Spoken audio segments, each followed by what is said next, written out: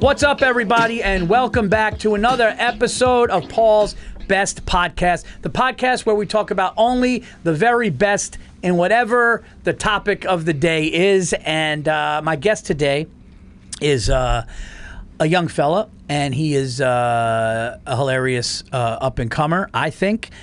He's one of the smartest dudes out there. And every time I see this guy, he gets better and better. And because of that fact, he opens for your boy. Where have you opened for me? You've opened for me Gramercy Theater, New York City. Opened for me Madison, Wisconsin. Tampa, Florida is a big one. Now, all over the place. San Diego, we've been. Yeah, I think we did Cleveland together. We've been all over the place. Tyler Horvath is guys? My guest today. Like I said, super funny, up-and-coming comedian. And not even up-and-coming. You're kind of here. I'm here. You're here. They let me on the show. They didn't kick me out on the way in. Paul's Best. It's good to be here, man. Thank you for having me. No, dude, I love having you around. That's why you open for me. You're not a pain in the ass.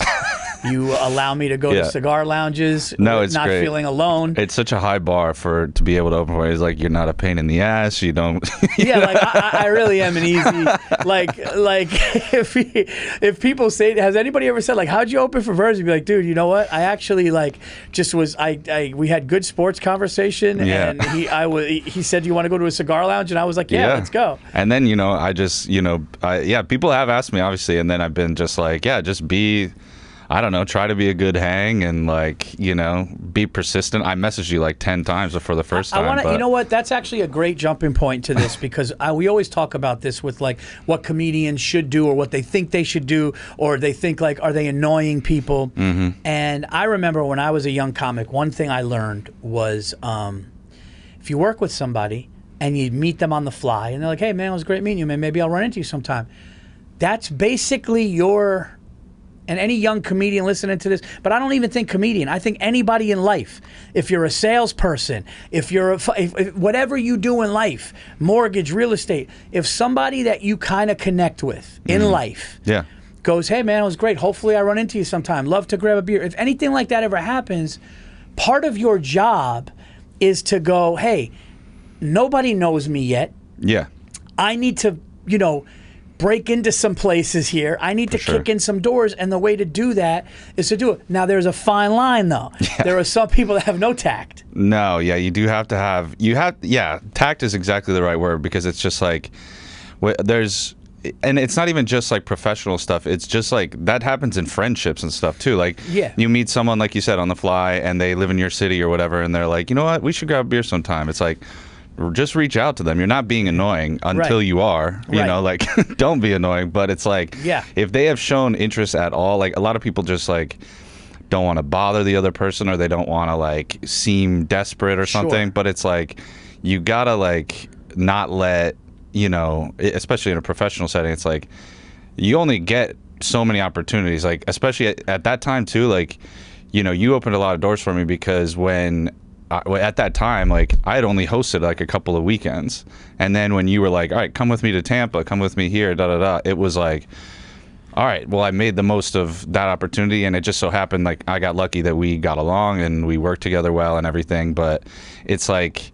when you're a young comic, is like the experience that I can speak to. It's like, if you're only going to get to host a few weekends a year, at your home club or whatever, and it's like, it doesn't mean like the next day you go knocking on that person's door like, hey, give me some opportunities, but like stay in touch, like reach out to them. If you see that something nice happened in their life, just reach out to congratulate them or say like, hey, it's cool that you got this going on. And then, if you see that there is something that you guys could work together on, then reach back out to them and do that. You know what I mean? Yeah, no. And you kind of did have that like understanding of being tactful. Like you had the understanding of like, I'm going to do this in a way that I'm not pushy, I'm not annoying, but I also need to capitalize. And well, it's good to hear that because you never know. I mean, obviously it worked out and we became friends, but it's like I was worried in the moment, like you're gonna feel like you're being annoying, but that's just called being persistent and like as long as you do it in a nice way. And like you said, I mean, I think you made the best point, not in a desperate way, and not that matters because listen, when you're a young comic, you are desperate,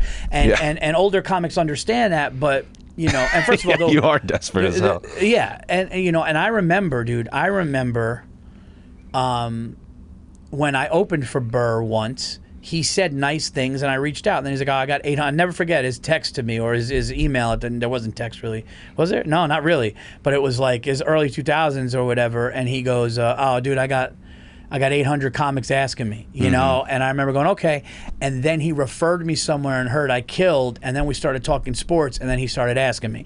Yeah. And like, I didn't push, but you have to ask. And I remember comics like him going, yeah, don't be that overly nice guy that doesn't, you know, ask for things. Or like, you know, like, because I remember apologizing to him. After a show, we did the Stress Factor, and I go, hey, man, sorry if my manager kept reaching out. He goes, oh, you mean your manager doing his job? Yeah. And it's like, yeah, and like sometimes you worry. But you are somebody that every time I've taken you someplace, every time I've recommended you someplace, not only have you delivered, but the people that I hyped you up to called me and goes, you were right, dude. Smart, funny kills. When you open for me on the road, man, people go, dude, your opener. You Thanks, know? Man. That's amazing to hear. I appreciate it. And like, you know, I got annoyed once. They were like, what's his name? Like, yeah, fucking Tyler. No, but dude, everywhere, all jokes aside, everywhere people were like, dude, it's really funny, man. Thanks, man. I appreciate that. And I think it like I think it comes from, you know, just like being able to, you know, just being raised right on some level. It's like, you know, when you met my family, and I know you're a family oriented guy, and when my parents came up to you in Tampa and were like, you know, thanks for giving him the opportunity, I know you were like, you were like, you come from a good family. It's you know, you're like, oh, dude, we can keep working together. You come from a good family. I met your mom and dad and everything, and I was just like, oh, your sister. Everybody was so cool. Yeah. But what Tyler did was Tyler met me. Who opened? Was it Chris Scopo? Yeah, it was Scopo, and this was in Madison. Yeah. So the first time I met Tyler was pre-COVID. Yeah, right before Madison. right before COVID. And I'm headlining. Chris Scopo was the feature, and Tyler here was hosting. And we had a fun weekend. We went out to a place, had a couple beers after a show, talked some shop, and then I got an email from you, and you were like, hey, man. And I was like, hey, you know, if I have anything, I'll let you know. And then a second time you did it, you're like, hey, man, I don't mean to bother you, but if there's anything. And I was like, let me see. And then Tyler saw that I was going to Tampa, and you just go, hey, man, just so you know, my family lives in Tampa. I won't need a hotel. Yeah. I don't need much. I'll be there. I just want to come and do some. And I'm like, you know what? This is the third time the kids reached out. It's respectful, nice. Let's do it. And you went in, and I remember you were walking around. The place was packed, and you were nervous. I was freaking out, dude. And I said, do you remember that? Yeah, dude. I was pacing, and I remember seeing you out of the corner of my eye, and you were like, you know, like you noticed. I saw you notice me being not nervous. upset, but like uptight. That's the word. For sure, being nervous, and I have that energy before shows in general, still a little bit. But where I'm like, I gotta move, like I gotta get up and be. Yeah. The anxiety is just like propelling me around the room. What I said to you? Yeah, you said like it's all good, man. Like I mean, I don't remember exactly the words, but it was all along the line. It was very reassuring, and it was just like, dude, whatever you do, whatever happens out there, I'm good. I'm not gonna be like mad at you. That's not like just like what I said to you was, dude. Even if you go out there and bomb. Yeah. I was trying to like soften it, but yeah. I go, even if you go out there and eat a dick. Yes. If you go out there and bomb. Yeah, and I go, wow, I didn't even think about that. God. Yeah, thanks, Bill. Thanks for putting that in my head. No, I just go, buddy, you're going to be fine. Go have fun. And I go, and just so you know, even if you didn't, like, I don't care if you bomb. I don't care go and have fun, because I'm not judging. I'm not judging you. And I remember when I said that to you, you were just like, oh.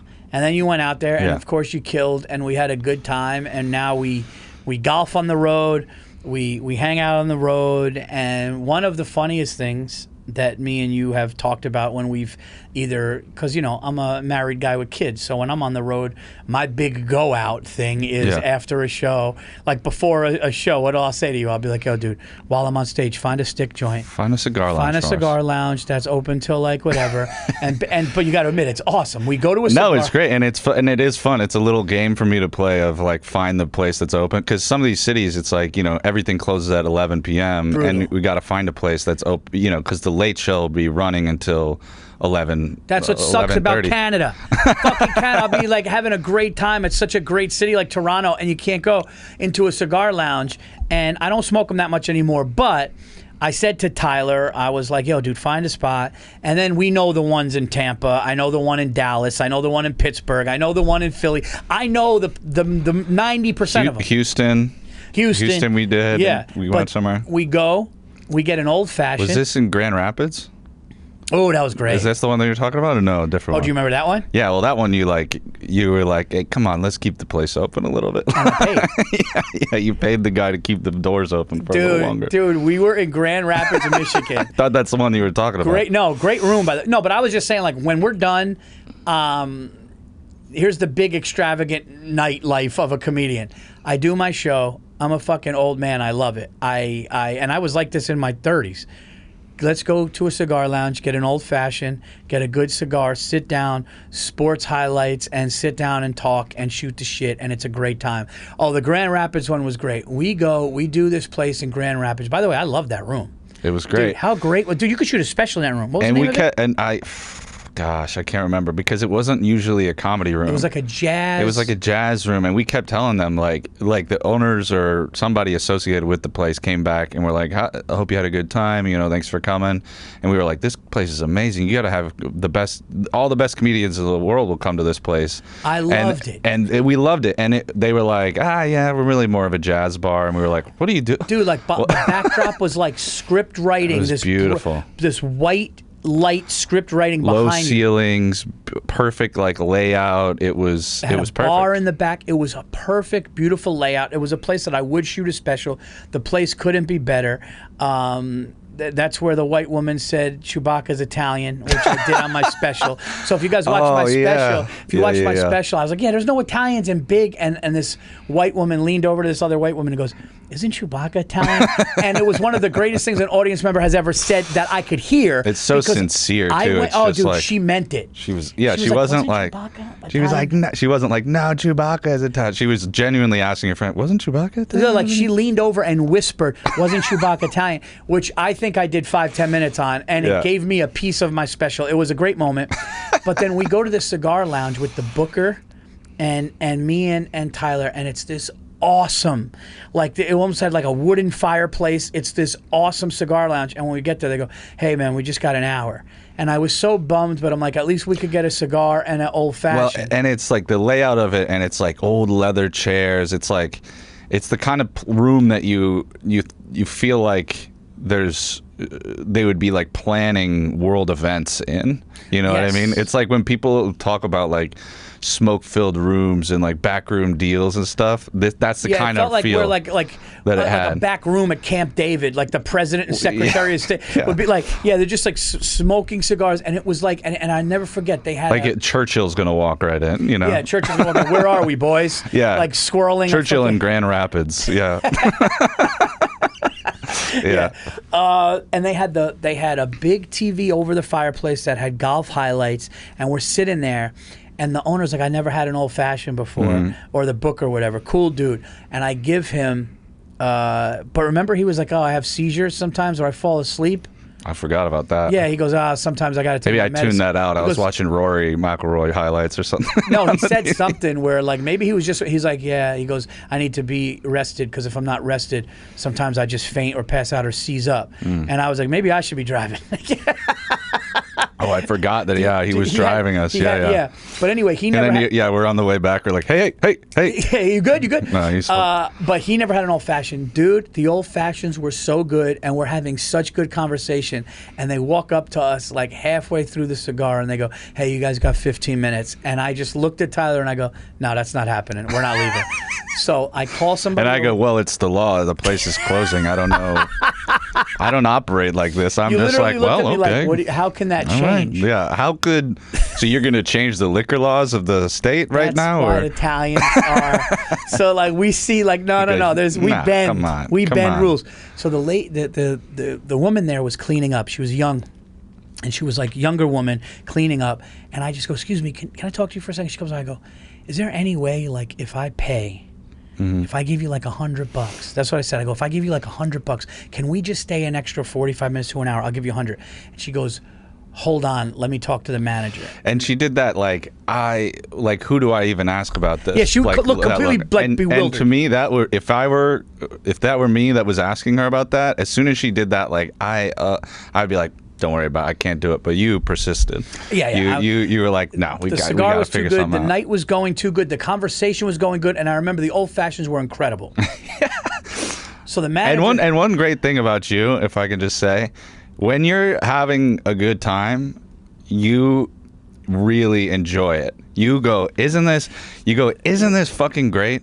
Yeah. Isn't this fucking great? And it is. And it's nice to be like, there's all these like that's like a walking gratitude practice or something. Yeah. You know what I mean? Like you're just incorporating it into your... Bill Burr, Giannis Pappas, Bartnick, Pete Davidson, all of my like really close friends are like, when Virzi is having a good time and he gets his wheels greased, it's like I want it to stay. But like and here's the thing, I feel like 45 minutes, right? When you're having an old fashioned and a cigar, 45 minutes is right when it starts to get good. Yeah. And I just couldn't have it end. So I say to the lady, if I give you while you're cleaning up, if I give you $100, can we just stay here, have one more drink and what? She's like, I don't know. Let me talk to the manager. Manager walks up and goes, and this was a little shitty by the place, but I get it. They kind of squeezed me for another couple hundred, I think. It was another. He goes, listen, I just got off the phone with the owner of the cigar lounge. They said in order to do that, we need $300 cash. Yeah, they go $300, and then you look at me like, I mean, should we do it? Like, I'm going like, I don't have $300, so I go. It's fully your decision, brother. So I'm going. That's how much I'm making on the weekend after. He goes, the owner said you could finish your drink. We'll give you each another drink, and you could stay for another like hour and a half. But it's $300. And I just took out 3 C notes or whatever the fuck it was. I give them the money. Just peel them off. And we had a great time in Grand Rapids. It was a great club. I wish... Made it home. That guy didn't have a seizure on the drive home. Didn't have a seizure. Everything was good. His mom, he was a booker. His mom was like at one of the shows. Yeah. It was a great time. But speaking of Italian... Yeah. Your father, you are Hungarian, yes? Right. Yes. Okay. Now that's what Horvath is. Horvath is Hungarian. Yeah. All right. So your lovely family comes out to see the show.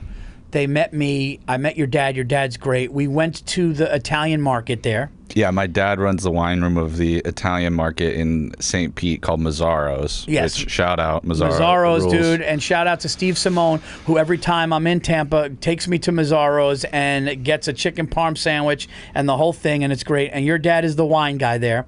And then Tyler told me something hilarious about his dad, which made me like him and his family more, which is completely ridiculous, but there's just something to it. Italians hear that and they're like, whatever. Yeah. That your dad, as a Hungarian man who works in wine, your father loves and would love nothing more than to be Italian. I mean, it's so obvious if you're around, and God forbid he just got back from Italy, because they go every year. Every year he comes back with like another layer of sweaters over his shoulders. Like he wants to be like old world Italian. Oh my God. Like he comes back, he's like wearing berets and stuff. He wants to just be a guy who is in the Tuscan countryside. If your dad did a 23andMe and they were like, just so you know, you have 11% Sicilian, he'd be... Oh my God. He'd be like... Oh. I knew. No, he'd go, yes. Tyler, I knew it. I knew it. But what did I tell you? Did I tell you I was Italian? You know. and this is going to what you said about me wanting to have a good time, and this is why I love your dad, because you said something that your dad said to you about the bottle of wine, where you said to me, yeah. we went out to the cigar lounge in Tampa, and you were talking about a good bottle of wine, and your dad gave you a good bottle of wine, and what did you say to him? It was in college, and he sent me back from like Christmas break, like the first year I was in college, and I was living with a bunch of friends. And or not the first year, it must have been like junior year, because that's when we all moved in together. But he sent me back with like 2 cases of wine, because he always has a bunch of wine that he gets at wholesale costs and all this stuff. So he had a bunch of wine, sent us, and a bunch of the wines were like regular, $15 bottles at retail or whatever. But a couple of them were really nice. Like one was like a Brunello, which is like his and I like special occasion wine. Like when I graduated high school, we have a glass of that. When Christmas time, all that stuff. So he sent me back with a bottle of that, and then like a month later, he goes, "How's the wine? You guys break into any of that?" I go, "Break into it. It's gone. It's almost gone." And he goes, "Oh, okay. Well, what about?" And I go, "But I'm saving the Brunello. That's a special occasion. We gotta save it for a special occasion." And he goes, "The occasion is when you open the bottle. That's it." And I was like, ooh. Life is way too. That's so fucking poignant. That is such a real, like.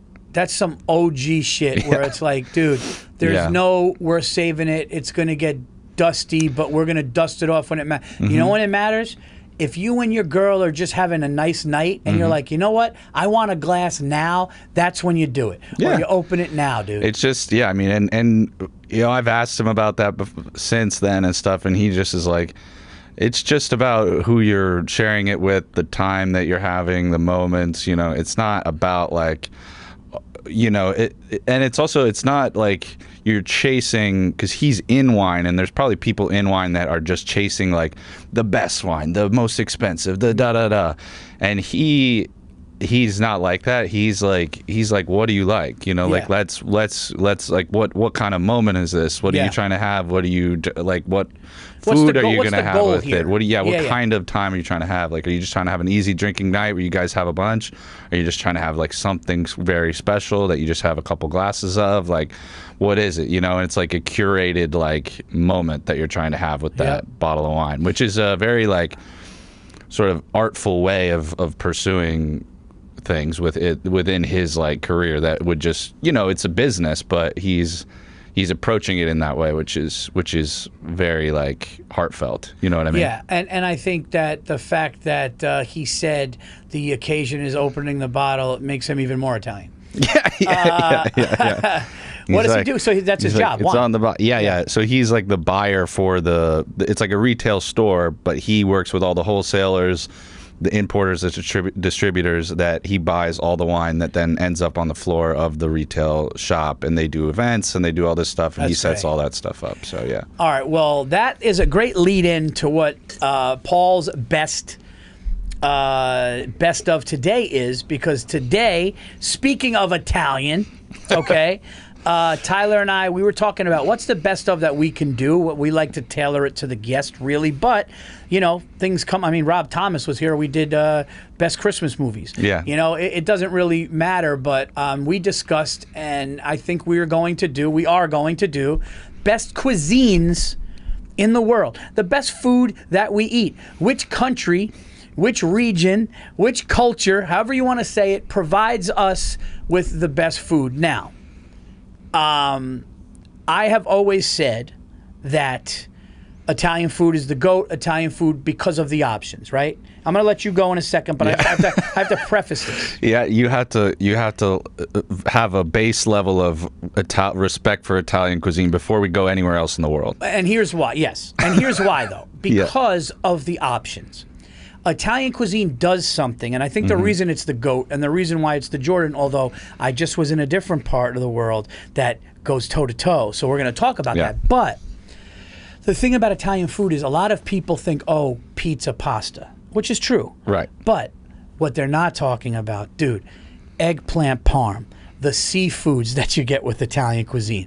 There's so much, rollatini, fucking everything. I mean, balsamic vinegar, Parmesan cheese, Parmesan cheese. Dude, tomatoes, fresh mozzarella, and I'm talking about the fresh mozzarella that's like wet with water coming out of it. Yeah. Okay, with tomato and I'm talking like it's sitting in water. You're talking about like wet. Yeah. And you chop it, and you take a piece of it and you put it over a tomato and you drizzle olive oil on it. Simplicity. You can literally, that's the thing about Italian food, but pizza is 3 ingredients. You could take a piece of fresh mozzarella, put it on a tomato, put salt, and put olive oil, and eat that, and your balls are blown, your dick's blown off. Yeah. Excuse my language, but no, it's Italian bread, like all of these things. So I think the options of Italy. Yeah. Linguine. Well, and that's what's interesting is like people.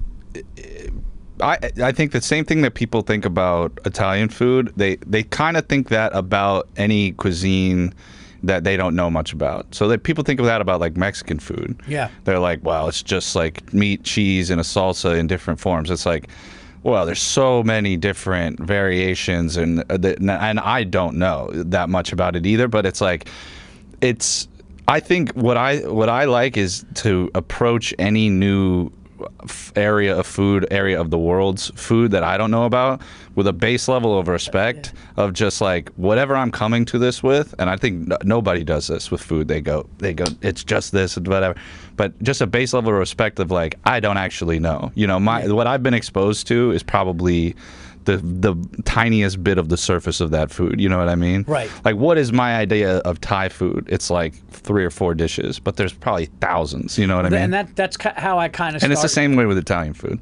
Yeah. Well, that's how I started with Indian food. Where Indian food, it was like, you know, it's like what's the main one? It's the like butter chicken. Or the butter chicken, and then the one, oh my God, the one that's in the number one dish in London. You know what it is? It's not butter chicken, or it's no, butter chicken's like number 2. It's the oh my God. Oh my God, dude! I gotta find it. It's driving me nuts. The number one. God, I don't know. I'm blanking, but Indian. Hold on, now I gotta find it. But it's the number one. Tikka masala. Chicken tikka masala, yeah, chicken tikka masala. Like that's like the go-to in London, because the London food is me and Ronnie Chang talked about, it's trash. And but the Indian food in London is great. Yeah, they are great things. I mean, it's like fish and chips. Yeah, there's certain things. It's like New York, you know. It's a. I don't mean to say trash. Great people. Cosmopolitan city. Yeah, but Indian food, when you go into other things, like dude, and I love like.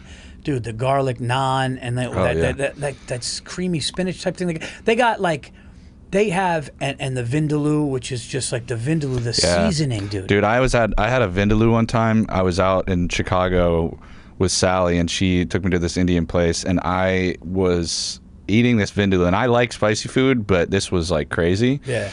And the woman who was working there just came up to me, and I mean, with true concern. Yeah. I mean, I'm sweating. Yeah, I'm you like, look like you just got out of a pool, right? Yeah, I'm like, I'm like soaked, and she just like with real concern, she just goes, "That's too spicy for you." like not a question. You're not enjoying it. She was like, "That's too spicy for you," and I was like, "No, it's really good," and it was delicious. It was just like, I'm sweating out of the top. You're sweating out of this part of your head.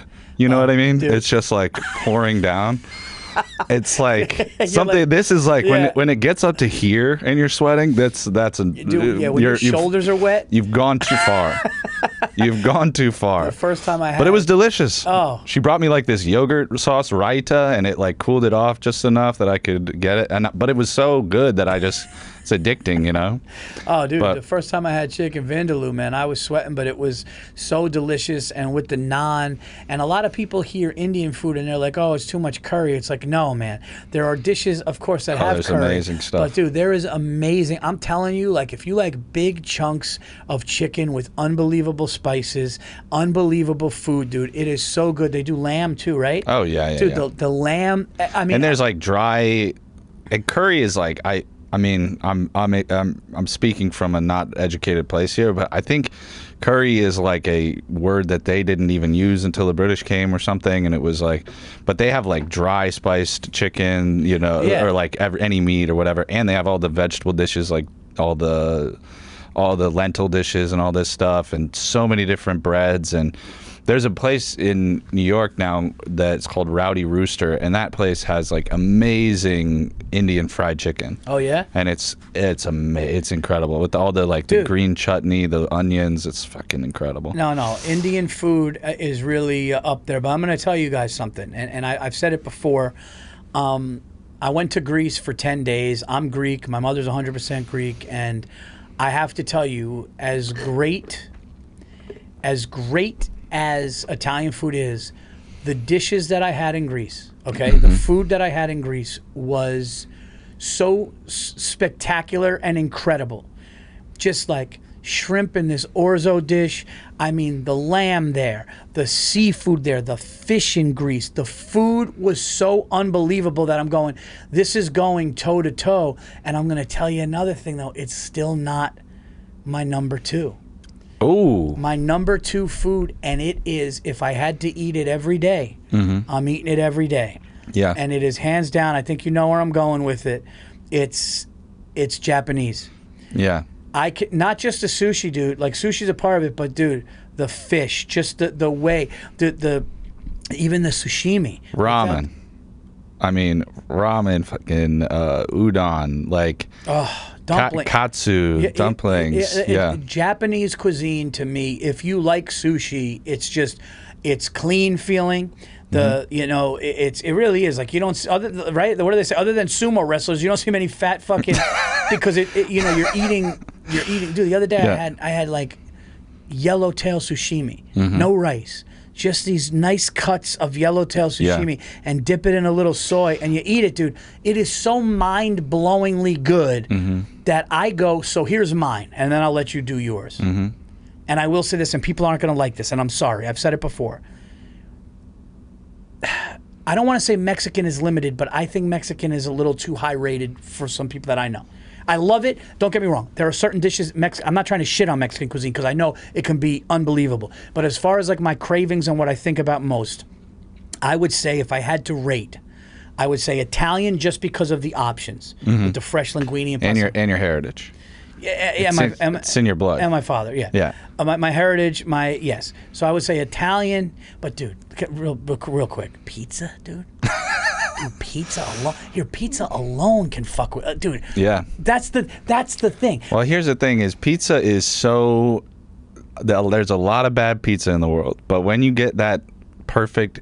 I mean, it's like that. This topic is so hard for me because I have such a respect for food. Yep. But it's like, if what you're getting is high quality from any of these places, it's going to be hard to discern between them. You know what I mean? So a little bit of it is just like, what have you been exposed to? Yeah. Right. If you're getting the top shelf of everything. But here's the thing. I don't mind a frozen pizza, which isn't good.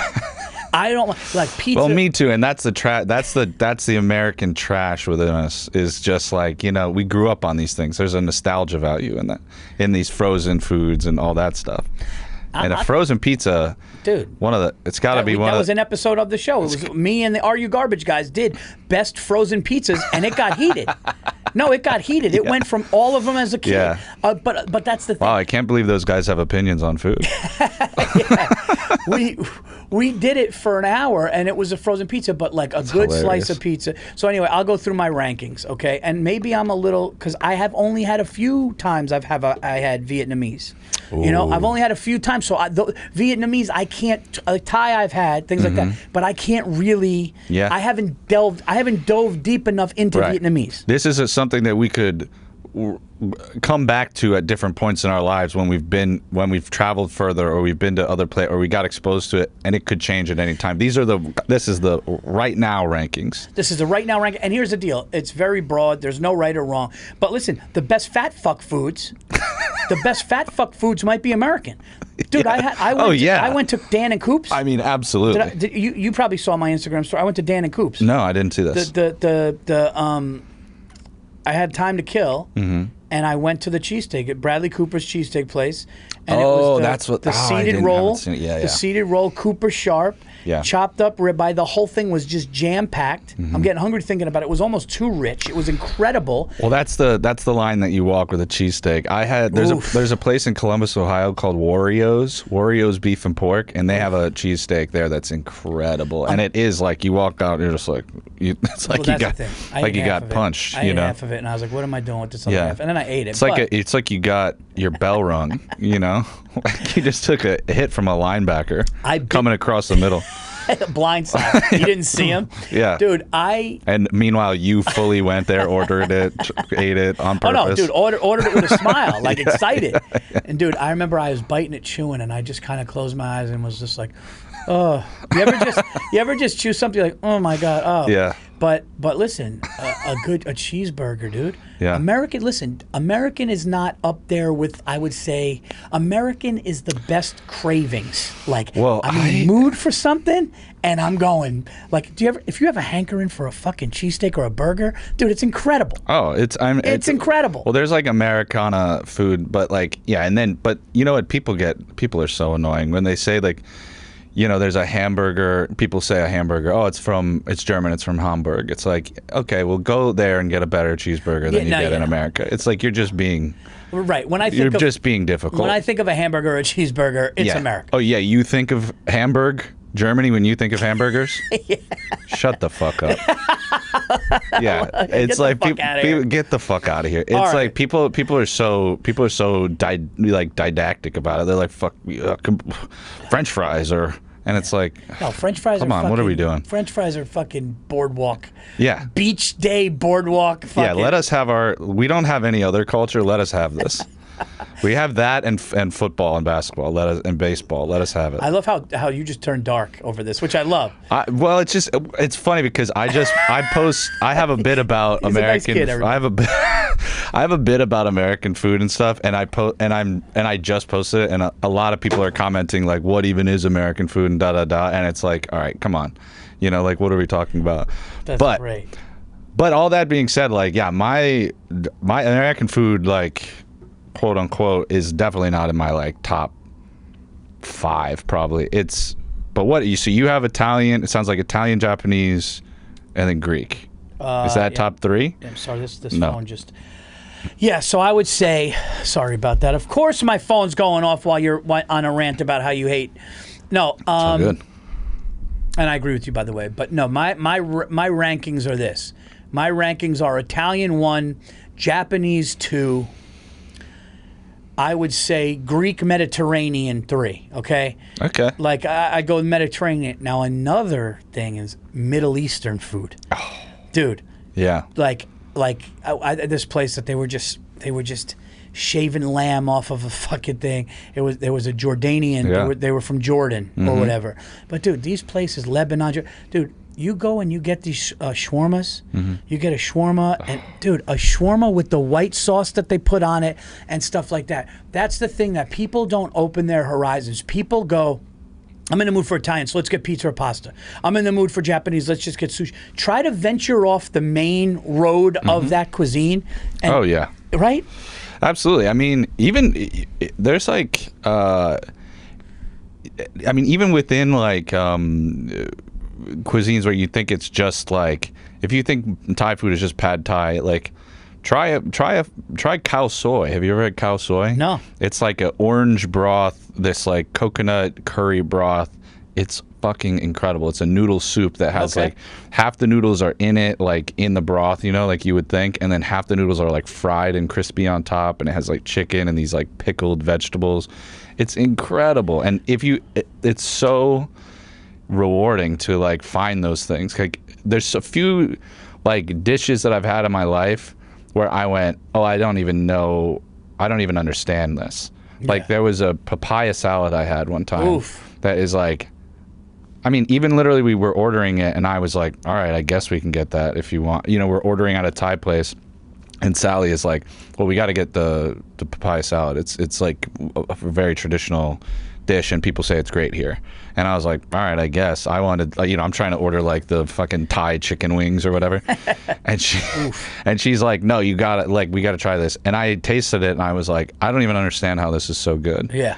And it's like those moments that if you can get outside of like what you think a place's food is, like you're saying, it's when you do find it, it's so much more rewarding. Well, that's what happened to me. You're 100% right, Tyler, because that's what happened to me in Germany, where I went to Germany, and dude, like the schnitzel's incredible. Like people are like, oh, it's just brats and beer. No, dude, get the schnitzel, dude. They have veal, they have the chicken, but there's all the different sauces they'll do with it, the mushroom sauce or the Jaeger schnitzel, all the different ones. And a nice cooked brat is fucking a nice cooked brat with the right fixins on it. Sauerkraut that's not out of a can or a jar like you get here, It's amazing. Dude, God, I love food. Dude, I'm starving, dude.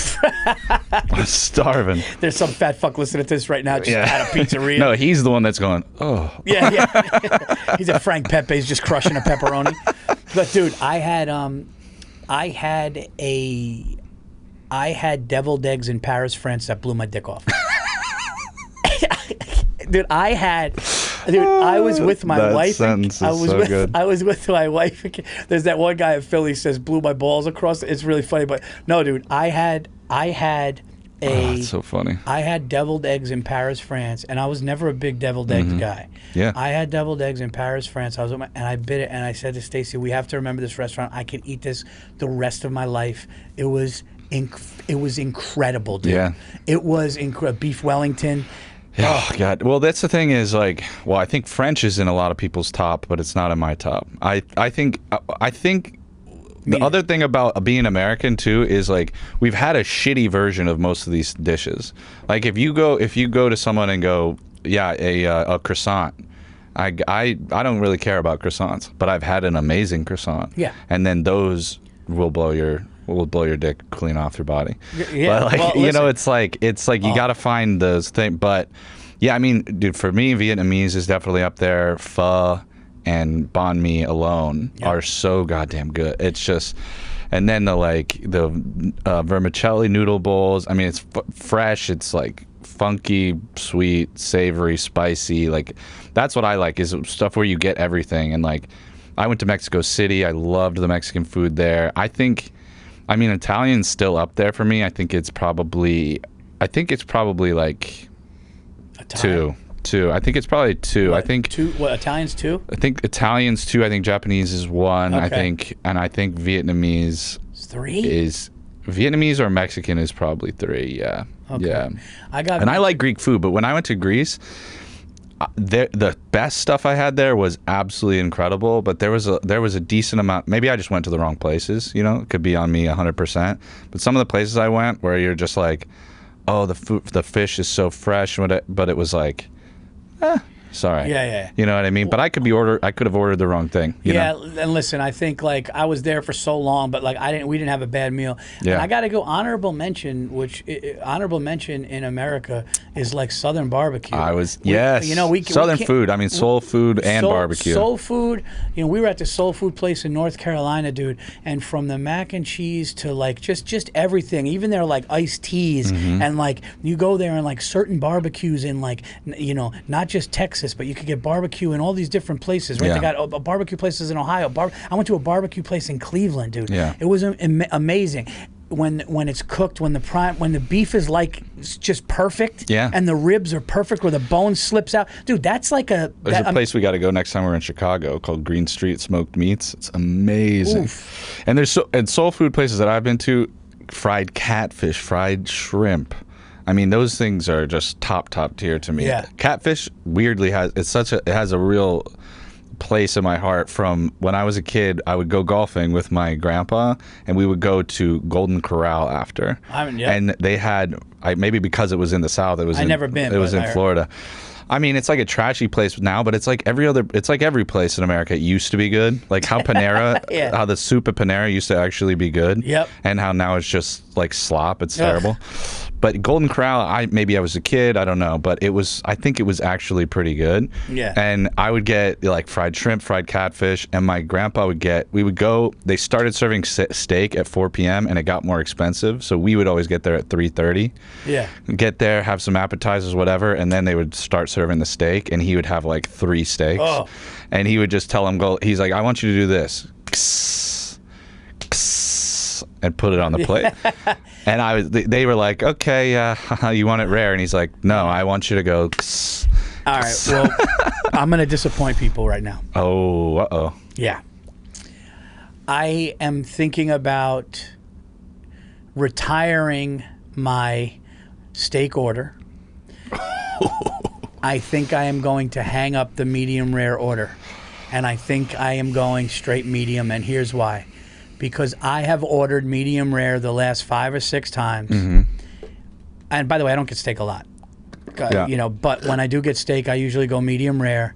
And it has been so purple in the middle, you could barely cut it. And I'm like, you know what, dude? They're taking medium rare as rare almost every time now. And then I asked for medium, and when I got medium, it was pink in the middle, but I was able to cut it and eat it. And what cut are you getting? Ribeye? Any of them. New York strip, ribeye, okay, filet. I got a filet medium rare, and the middle of it was literally like I was having to, because it was purple. Yeah. So I'm like, yes, I do like red meat sometimes, but I can't do that, man. And you know what? If they cook it medium right, you get a nice red middle, but it's not where you can't. I'm talking like they gave it to me rare. Yeah, and here's the thing, man, is I think you're totally right, and I think that a lot of the people that say they like medium rare actually want medium, and they are you know, boom. Yeah, they don't. Then they're worried that they're you're fucking fake. Yeah, you can be a man and order a medium steak. I promise. Medium rare, because I'm fucking. Shut up. Get it edible. Yeah. All right. Your dad will still care about you. I promise. All right, well, dude, this has been so fun. I got to get out of here in a second. We got to get out of here in a second, but here's my ratings. You ready? Again, this is up for discussion. This is why we do the show. It's fun. But Paul's best of cuisine is this. I go Italian 1. I go Japanese 2. I go Mediterranean 3. I go fat fuck American 4. Okay. Yeah. The cheesesteak. But by the way, fat fuck American 4. What goes under the American is barbecue, is burgers, is all of the American, is French fries, is cheesesteaks, is all that. Okay, because that's it. Then after that, I go Indian, and then after that, I go Mexican. That's my order. Hey, that's hard to argue with. I mean. We just flip flopped Italian and Japanese, right? And yes. Then you got Vietnamese in there. And then I think Vietnamese is probably 3, Mexican 4, and then I think 5 is Chinese. Ooh. with encompassing like not like American Chinese necessarily, but like going to China, like getting dim sum. You're talking about like going to an authentic. Yeah. All the different dumplings, all the different soups and noodles and rices, and I mean I've only barely scratched the surface of that, and it's so Szechuan and fucking all that stuff. It's so amazing. I agree. I think Asian cuisine. And again, this is just right now. We could change next week. No, and that's the beautiful thing. Don't hold me to this. There's so many different places to eat in the world. And guys, I'm telling you right now, if you haven't had Indian and you're like, no, I can't. Do yourself a favor. If you like spicy, get a vindaloo dish. Order yourself chicken tikka masala or butter chicken, and get the naan, garlic naan. Dip the bread in the sauce and eat it. And tell me it doesn't blow your piece off. Okay? Yeah. If it doesn't, then whatever. But how many? I can tell you this: out of all the episodes of Paul's Best I've done, this is definitely making everybody the hungriest because I'm starving right now. Yeah. Tyler Horvath, guys, you got to check him out. Check him out on the road. Is there anything you want to plug? When is this going to come out? Do you know? I don't know, a couple weeks maybe. Okay. I'll be in Columbus and Indianapolis in April, Toronto as well, but I don't know if this will be out by then. So Toronto, Columbus, Indianapolis, Chicago, and then Philly. So I'll be all those places. TylerHorvathComedy.com. Punch Up Live / Tyler Horvath as well.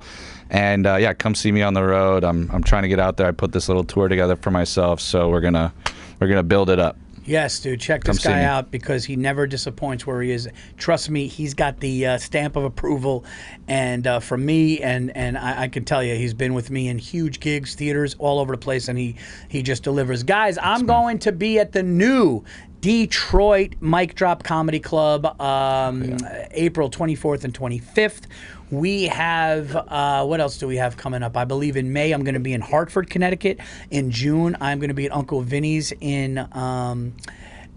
Point Pleasant, New Jersey. And then I'm also going to be in Chicago, the Rosemont Zanies, which is a room I love. All those dates at paulvirzi.com, okay? And go to punchup.live/Paul Virzi for dates. And guys, go to the YouTube channel, click the subscribe button. You will get podcasts. You will get stand-up clips. You will get all of it. Right now, my episode is on Netflix with Pete Davidson on The Pete Davidson Show. You can check that out as well. And please go to Apple, Spotify, everywhere you could rate and review Paul's Best Podcast. Rate and review. It moves the show to the top. And we will see you guys next week. Thank you. Thanks, guys.